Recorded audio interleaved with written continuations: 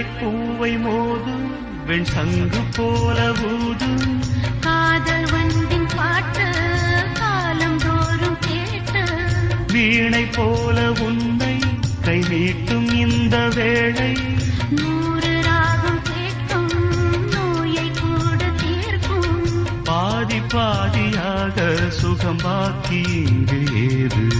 மீதமின்றி தந்தாள் என ஏற்றுக்கொண்ட மாது தேவி மேவிய ஜீவனே